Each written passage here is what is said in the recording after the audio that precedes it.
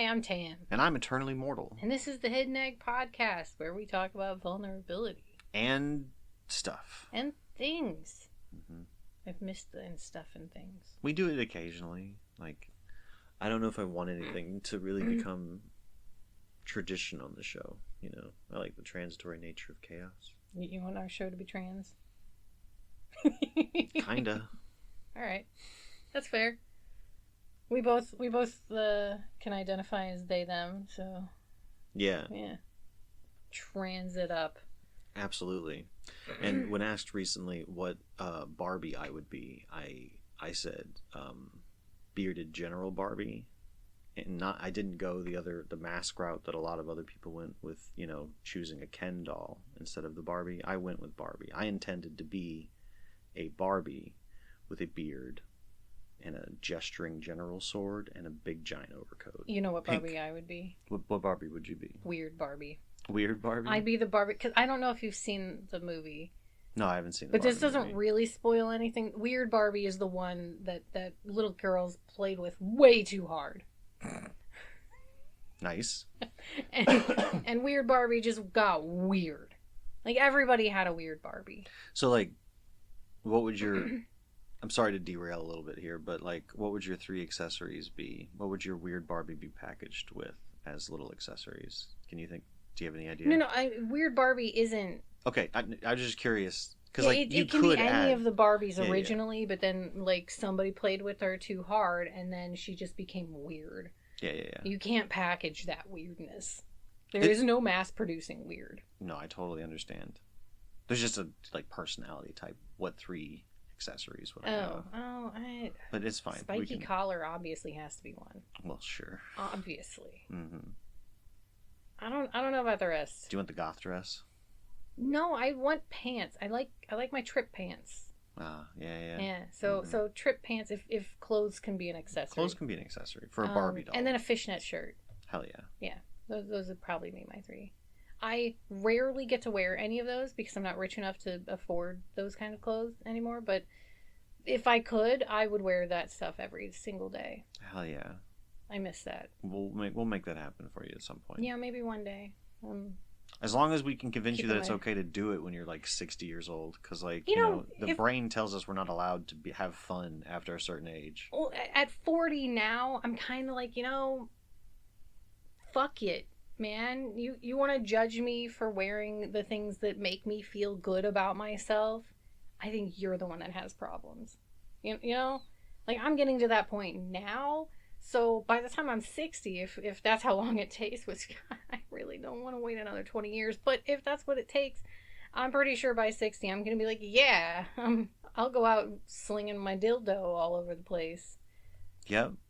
Take it for a walk, have a leash, then you just drag it along the sidewalk. Right? At 60 years old, like, you have lived long enough to have the I don't give a fuck banner just waving behind you. I think that's a pretty natural arc for people, is like, as you're becoming like a teenager and a couple of years into puberty and advancing, you kind of like, you espouse yourself from childish things. Anything that you considered to be awesome as a child, you're adverse to. You see as cringe, and then as you get into like your 20s, you're like really focused on what it means to be an adult and be your age and do everything that, and that's great because it's the early and mid 20s, which is like everyone's favorite fucking time.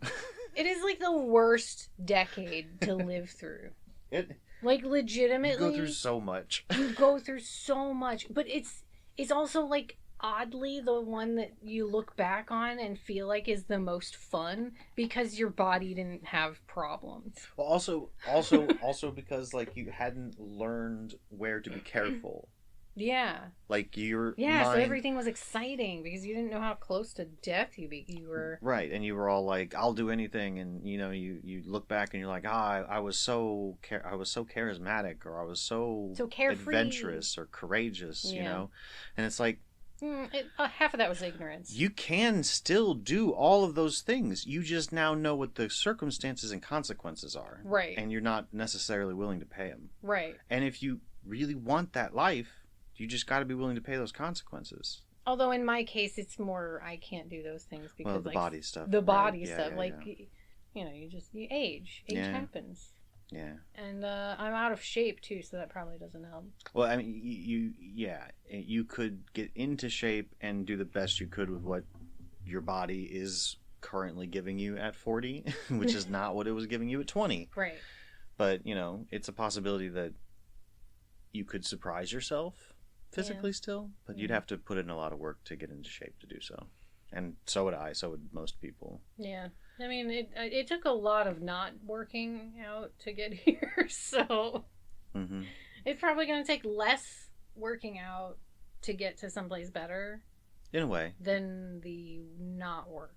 It depends on how you look at it, whether you're looking at hours or effort. Yeah. So, I had a thing. I had a thing that I wanted to talk about. Sure. I made phone calls today. What? I made phone calls today. Okay. And who calls people in 2023? I had to. They were all businesses. Oh, okay. So one of them was for, excuse me, because I need to get a dentist. I had to call them again. Gotcha. Another one was for a bill that I thought I had paid the last payment on the loan thing, but I had one more left, and I was like, I don't want that $15 fee because the last payment was just $20. I'm like, this seems a little ridiculous to get charged $15 for being a couple of days late, so I had to call that person at that company. Business, yeah. But the one that really stuck with me is the last one. Thank God I did it last, which was a credit card that hasn't come in yet. I did a balance transfer on it. The balance transfer was canceled. The card went through has a fraud hold, or had a fraud hold on it, and it was basically like, call us. And I was like, whoa, I just opened this damn account. What happened? I haven't even gotten the card. No idea. But when I was trying to figure out what I needed to do, all I thought I needed was just, the card to be resent, and then to talk about the balance transfer and get that squared away again. This guy, and they did outsource it. So he was a foreigner, so it was like hard for me to understand some of the things that he was saying. That's on me. I'm just a stupid American. But like, he kept trying to like validate me, like verify who I was. And I'm like, I've already given you my social security number, my phone number, my address, my name, my birthday. Like, he even went through like this special code word that I forgot that I even set up on the account. He did help walk me through it a little bit, which was probably not a great idea, but don't out the guy. I'm not outing anybody. I'm just joking. I'm not even don't saying worry what about the company was, like what credit card this was. There's like millions of credit cards right now. Yeah. And then he started talking about like, do you have other banks that you have credit cards with? Can I have those account numbers? I'd be like, whoa, buddy, no. And then I had to like kind of be a little bit of a Karen and be like, I feel at this point, like, you've been trying to verify me for like the last 10 minutes. I feel like we need to get a supervisor involved. Because like, no, I get it. I agree. He started asking me about other accounts, and I'm like, I don't feel comfortable with this information. I have given you enough. I don't know what this verification process is, but like, whatever is going on, you need help, like, to do this. And I know he was just doing his job, and I was trying to be nice. I wasn't an actual Karen. I didn't get angry. I got frustrated, but like tried to keep to the facts, and like, this I just don't feel like this is acceptable for you to ask me about other bank account information. So like, I feel like we need additional help. He was, probably read off a script for the Karen script. And so he was, apologetic and understanding from the corporate point of view. I don't like, I can't help but wonder, like, is he bitching about it right now? Like, did it affect his day? I know, it's so, I wasn't mad, I wasn't angry, I didn't spew vitriol at him, I didn't even blame him. I just was like, I just don't feel comfortable with this, and I feel like it needs to be I think you did the elevated. right thing. You absolutely did the right thing in not giving him more information. I am concerned about the information you did give him. I was too, but then I got to the supervisor and she made it okay. Oh, thank God that exists in this story. Yeah. Okay, I'm gonna need you to Yes. continue Yes. because like I'm starting to get stressed. Oh, I'm so No, sorry. it's okay. Yeah, I got it worked out. I talked to the supervisor, and then like she So had to there's a get. happy ending. Yeah, there was. Well, I mean, You can. it ended. Okay. The problem was resolved the way I anticipated it resolving. So I guess in a way that's a happy Yeah, ending. that's good enough. The happy ending is yay, more debt, but you know. Sure. But anyway, continue your story from where I apologize to have derailed it. I brought it up because like I'm really frustrated that even happened. Like, why would you think that it was okay to just start asking for other account? Like, I'm going through in my head like, oh my god, did I just get scammed? Did I apply for a credit card that ended up not even being a real credit card? Right. Because I haven't gotten a card. The balance transfer didn't go through. I'm like, this seems like a really elaborate scam, but they're out there. You're sure it's possible? I'm sure it's possible. But then, like, after everything was resolved, after I got off the phone call and I got over my little huff, I was like, ugh, okay, how was I perceived? Was I a Karen in their eyes? Did they, like, have to handle me like I was a rabid dog? Or was this a situation where it was totally understandable I wasn't actually a Karen? It's so hard with Karen culture.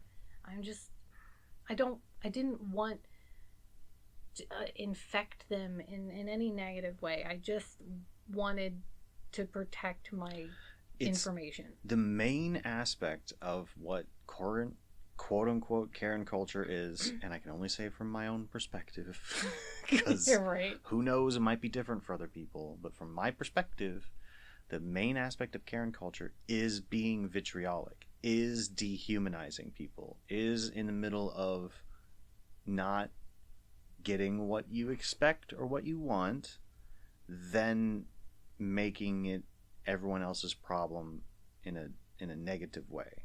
Like, I understand that asking for a manager in general does make it feel like now that you're making it everyone else's problem in a way. Like if there's people behind you in line, if there's other people on the call waiting on hold to get to this person that you're talking to, like there's certainly a whole thing about that. But if you're trying to be kind and you're trying to be like, look, I am not crossing that line. That is a boundary, and I am now concerned about the boundaries I've already crossed with you. Right. So I would like to be reassured that I haven't made mistakes. And if I can't have that reassurance, then I'll need to end this relationship in the most expedient way possible. Right.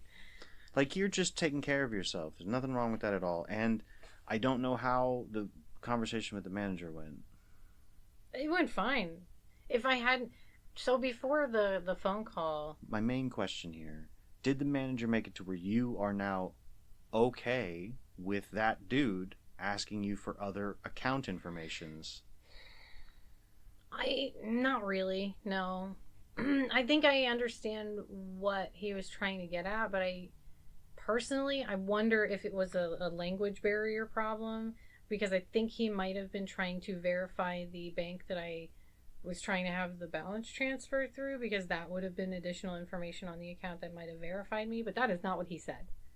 Sure. He just said, any card, can I have that number? And I'm like, that is just, we have cards. Did you tell multiple. That's not Did you tell verifying. Did you tell supervisor that he asked you that question? Yeah. I don't know. Yeah, take your time. Sorry. No, it's okay. I'll just kind of vamp for a few seconds while you drink some water. Maybe I'll actually end up narrating what's going on, because sometimes that's all my brain does, is be able to notice what's happening in the moment. Hi.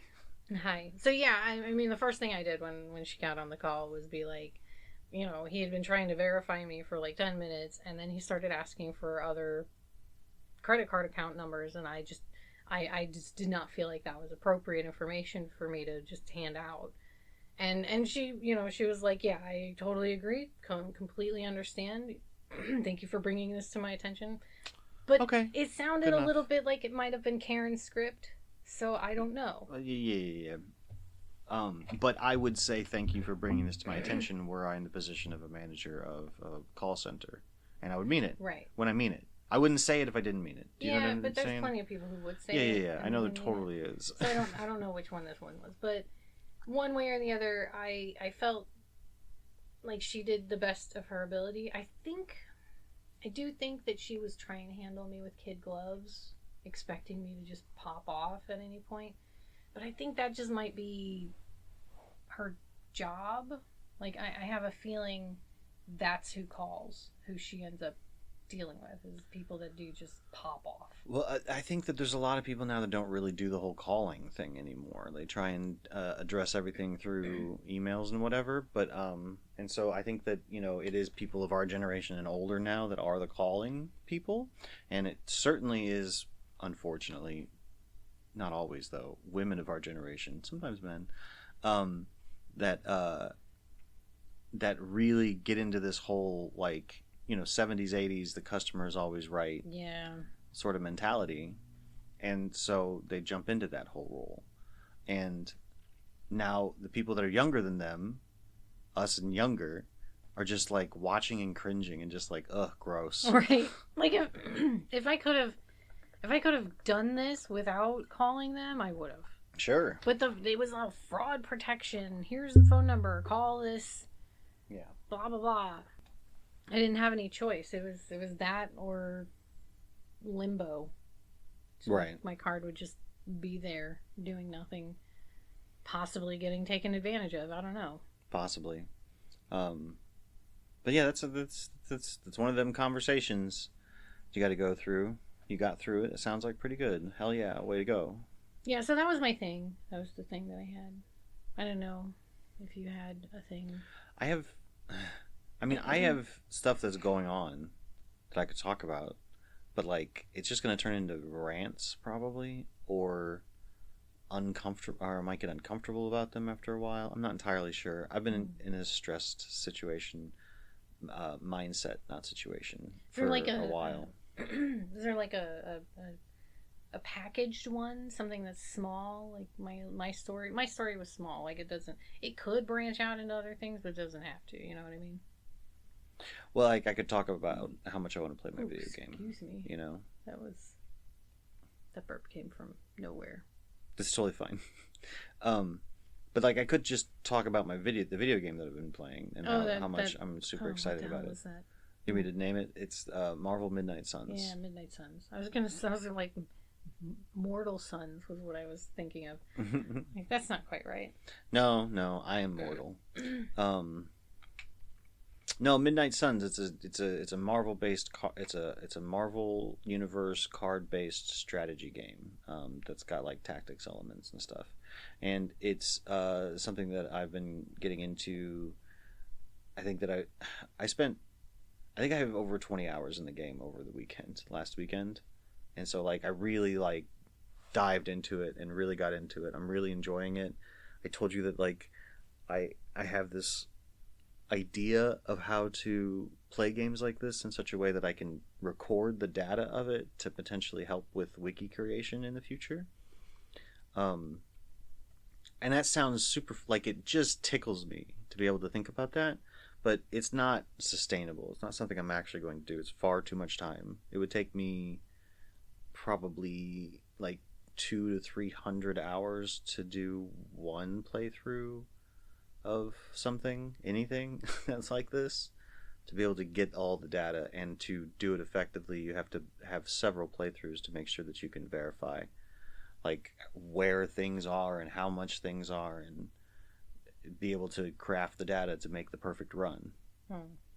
Which doesn't even super matter honestly, to have the perfect run. Well, I know that you talked about this yesterday, and maybe you won't want to talk about it today, but you told me yesterday that you kind of gated your ability to play this game. Yeah, well, and see that's the thing. If I go that far into it, then I'm going to go into the whole thing. But maybe I'll just do a bit of a rant about it. I don't know what you mean by the whole thing. It seems pretty wrapped up. I am denying myself my desires. Okay, well that does open itself up into a much larger thing, doesn't it? Yeah. So that's why I wasn't quite sure that I was going to go that deep into it, but I don't know. It's almost therapeutic to do so. So I don't know if I should or not. I mean, if it helps you, then go right on ahead. I'm not going to complain. I don't think the listeners will complain. They could just fast forward if they want. Whatever people do on podcasts. Whatever people do, right? Click ahead. However that works. Um, We're old. Shut up. I just anything I say is potentially going to be contradictory of stuff I've said before, and possibly something I'm going to change my mind on in the future. And I hate that, but That's always true. it's always true. It's very much always true.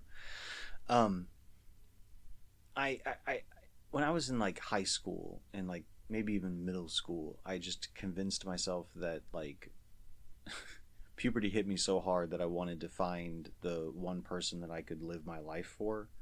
So hard that I and like I got so sensitive about so many things in middle school that I stopped my focus on myself and started my focus on other people. And I did that for a very, very long time. And I'm sort of just now realizing that, like, I've made all these rules to gate what I want from myself. I bought 3 games over the Black Friday weekend because I had a little bit of extra spending money to be able to do so. And I bought the first Baldur's Gate, I bought the first Fallout in a bundle with Fallout 1, Fallout 2, and Fallout Tactics, which I hope Fallout Tactics is going to be really cool, but we'll see. Probably not because it's in a bundle for $7, but that's fine. And then Marvel Midnight Suns. And Baldur's Gate 3 came out moderately recently, and it's one of the biggest games of all time. Like, everybody is talking about it. There's been people that are not in the video game community that are writing jokes about it for like night talk shows and shit like that. So like it is a huge video game release, especially because it's a CRPG. It's a basically a D&D like, and it's so massively huge with choices and stuff like that. So as part of a cultural movement within video games, Baldur's Gate 3 matters. And I'm the type of person that I like to get the history of something, you know? I like to understand its place in pop culture from the beginning of it. And so I bought Baldur's Gate 1 to start that saga, which will take me a very long time to do. Fallout's similar, but not nearly as impactful until they make a new Fallout. Then we'll see. It doesn't sound like you're very passionate about either of those. It's to make up for a lack in my cultural awareness from my perspective, and that's not something I want to do. It's something that I want to be, and so I want to be aware of pop culture to the best of my ability. I want to know what humans are going through now to the best of my ability. So playing that game is sort of part of your self improvement. You're developing. Right. A skill or knowledge within yourself. I'm not sure I'm going to be able to like sell people on that and be like, oh no, it's cool that I played this game for self-help purposes. I don't think everyone's going to be cool with it. It's not self-help. Self-help is different. Okay. But it's personal development. Right. Self-help is a type of personal development, but so is, learning French or, going back to college or, or watching that list of 100 classic movies that everyone should watch. Right. Yeah, absolutely. Exactly. That's how I see it, and I am totally fine and valid with me seeing it that way. I just, I don't expect everyone else to agree, and that's totally fine. That's fair. But I wanted to play Marvel Midnight Suns. One of my favorite streamers played Midnight Suns when it was brand new, and I was there as part of the chat when they were playing it, and it was exciting and fun to do. And I can play a game and explore all the corners in a way that a streamer doesn't have the time to do. And so like watching that game then, I was excited about the prospect of being able to explore the corners like I like to do. And now I have it. And when I finally installed it, I dumped 20 hours in it over 2 or 3 days. So like I'm rabid for this game. I really want to be playing it. Well, that makes me wonder, when you have that much passion for the Midnight Suns game, are you sure that you really want the culture of the other game? or the other two games, really. I just know that I get into modes where I don't know what I want to do. And I also have a disposition that makes it to where there's a very broad range of things I'm going to find entertaining or enjoyable and a worthwhile experience. And having those two as options is something that I want. Yeah, but you were Certainly. using it as a gate. So like I can see using it as like a okay, well when I don't know what I want to do, then these are things I've logically picked out for myself to pick myself up out of that place. But if you know what you want to do, you obviously wanted to play Midnight Suns. Like, why would you gate that? Why would you? I mean, Well, I mean, I have other examples of other things that I am currently gating myself from, if that would help you understand it I don't. further. Do you want to go into that? I'm happy to do so if you think it's interesting for I our audience. I think it's fascinating. What Do our you? audience thinks is not. I can't tell you, but That's I true. think it's fascinating. So, I want to make a Let's Play series of all of the Final Fantasy games. You're aware of this, at least mainline. Possibly all of them though, and so I'm not letting myself play the Final Fantasy games. Yeah, but that's not just. I Well, also okay, but I also want to play. I also want to play the Mega Man games as part of my stream whenever I start streaming games, and so I'm not playing the Mega Man games. And those are I understand those because you're linking those to a productivity that you want to have yeah, and trying to figure out what the invisible wall is there that's keeping you from doing it. right. But what you were talking about with the Midnight Suns, that's just gameplay. That's just playing the game. Yeah. You don't even if you did the things that you were gatekeeping, that's still you just playing the game for the sake of playing the game, for That's the true. experience. So there's no real productivity in there. It's just gaining experience in this way versus that way. I guess that's true. I mean, there was the whole idea of turning it into a wiki thing. Yeah, but you already said that you weren't going to do that because that's ridiculous to try to do because it I don't to have that because I extent. don't have the time. Right? Yeah. I haven't really given up on the idea yet. The thing is that like I still consider it a possibility of something I might do in the next 20 years for all these games. I already started for Fire Emblem. Have you thought of finding communities where this information would be useful, where you don't have to you don't have to do all of the information. You can just submit information that you have found, and it goes to the community. I've considered the possibility, and I feel like when I have data that I can write an article and not be too terribly worried about the content of it. But you know how people will never want to publish something that they write because it's never perfect enough for them. Mm-hmm. That's kind of how I feel. I think about the spreadsheets. I just realized in this moment. I wonder if getting in contact with a community that does that, even if you say to yourself, I'm not gonna submit anything. I'm just gonna be part of the community. I wonder if that would actually help you acclimate to being able to understand what kind of data they would accept so that you can meet halfway between your expectations of yourself, which are always really high, and the thing that would help people, which is usually a much lower bar. Hmm. Let's be honest. You could put out information of your like 5 minute playtime and it might benefit somebody. Maybe. Is that worth your time to put out there? Maybe, maybe not. That's not for me to decide. But like, there's something between your current expectations and what you could be putting out there. Yeah, that's true. Because I mean, honestly, like I could probably even after one playthrough of Midnight Suns be able to come up with like a one page that you could see on a browser screen list of things to know about. So It's that so distracting out there. I'm sorry. The ghost is back. yeah.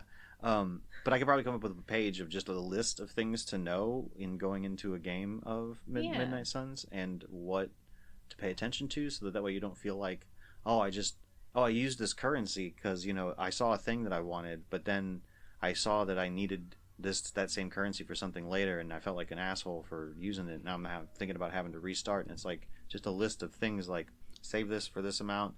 Don't worry about saving this. You could just get a whole bunch of it. that kind of shit, you know. I still recommend finding a community that is doing that Yeah, I about heard this. you. But I, because you can put the article out there, but who's gonna find it? I know. The people that you're trying to write that particular article to would needed to know it in advance No, I meant before they were researching stuff. the one page thing was supposed to be for like a wiki. It was supposed to be for a wiki, so Okay. it's kind of intended to be potentially along the lines of going into that social direction. But I am not think.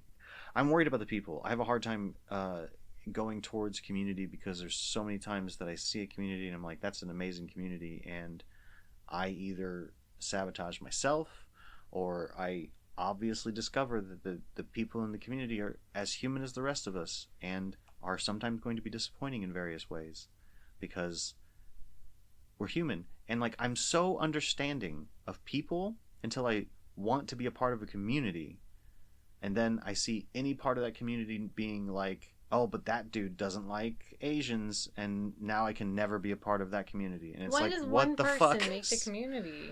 Why? That's a bit extreme. It is. It is absolutely extreme. I know. I don't know what to tell you about that one. I'm working on it. I think that's all there is to do is just to keep working on it. Just keep going towards communities and trying it out. Until you can find a way to forgive the community for its individual members. The biggest challenge for me is going to be creating my own community, a community centered around me. That's going to be a biggest challenge. Well, I mean, that's a big challenge for everybody. Yeah. Mm-hmm. I know it's going to be a huge challenge for you, but I'm saying, like, you're not necessarily alone in that. No, that's true. I'm not. You already have a preloaded community of everybody else who has a difficult time with building a community around themselves. Oh, okay. Sure. You're so silly. Yeah.